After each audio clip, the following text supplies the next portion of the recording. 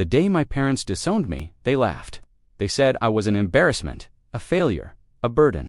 They thought cutting me off would end me. But what they didn't know was that their downfall had already started, and I was the one holding the match. When I returned, I didn't come for forgiveness. I came for justice and revenge.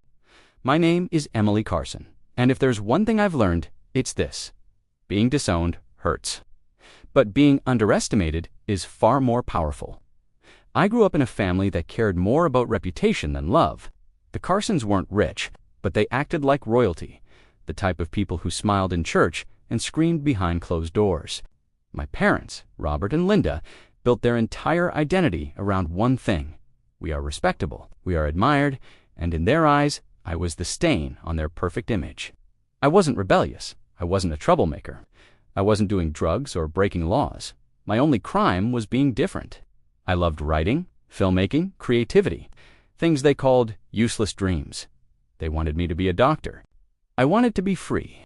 Our fights became routine: cold insults from my mother, explosive anger from my father, and endless guilt from both. But everything changed the night I got accepted into a film program in New York. They didn't congratulate me. They didn't smile. They didn't even pretend to care. My father simply said, "Choose them or choose us. But if you leave this house, you're no longer a Carson." I chose myself. They chose to destroy me. They removed my number from the family group chat. They blocked me on everything. They told relatives I ran away and betrayed them. They told neighbors they had no daughter. I was officially disowned. New York wasn't glamorous for me. I slept on a dorm mattress that felt like cardboard. I worked 3 part-time jobs. I ate instant noodles 5 nights a week. There were nights I cried until my chest hurt. But there was also a fire inside me, the fire they created. I promised myself, one day they will regret throwing me away. I studied harder than I ever had. I filmed every project with passion. I wrote stories that came from my darkest pain. Slowly, the world began to notice. My short film got selected for a student festival. Then, a local magazine interviewed me. Then, a small production company offered me an internship. And slowly, painfully, beautifully, I started to rise. Years passed. By 27, I had a stable career, my own apartment, a growing online following, and a documentary that went viral. That documentary was about parental narcissism, inspired by my life. It didn't name my parents. It didn't expose details. It was simply truth wrapped in storytelling. But the impact, massive. Millions of views, people crying in the comments, therapists recommending it, blogs reviewing it.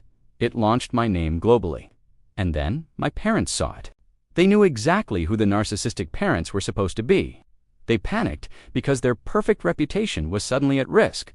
And just like that, they came crawling back. One evening, I opened my email and found something I never expected. Subject: "We need to talk.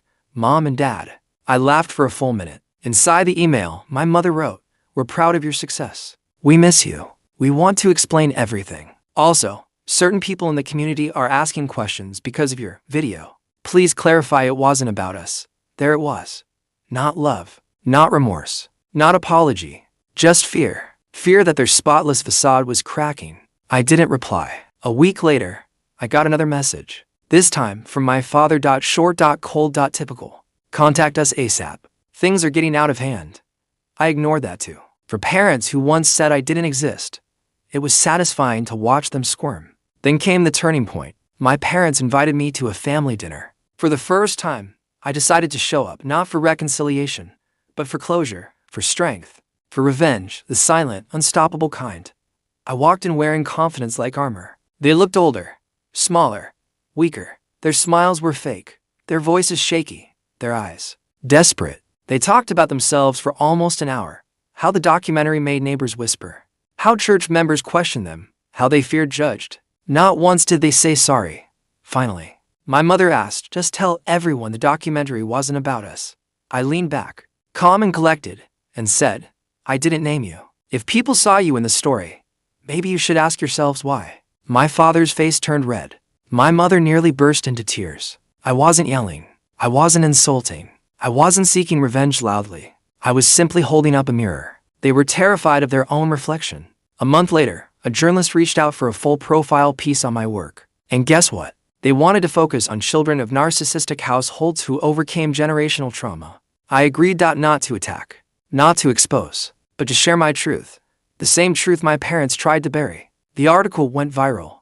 Parents wrote saying they cried while reading it. Adults who had been controlled reached out with gratitude. People from all over the world shared their own stories. And my parents, their social circle collapsed. Relatives confronted them. Their friends distanced themselves. Their perfect image shattered in real time. They tried messaging me again, angry, begging, pleading. I blocked them. My silence spoke louder than anything. Revenge isn't always fire, destruction, and chaos. Sometimes it's simply living the life they said you couldn't live. Sometimes it's success. Sometimes it's truth. Sometimes it's walking away without turning back. My parents disowned me, but I returned with something far more powerful than anger, the truth. And the truth destroyed the reputation they worshipped more than their own child. If you take anything from my story, let it be this. People who try to control you fear only one thing, your freedom. And once you break away from them, they lose all their power. My parents thought disowning me would ruin my life. Instead, it ruined their reputation, and it built my future.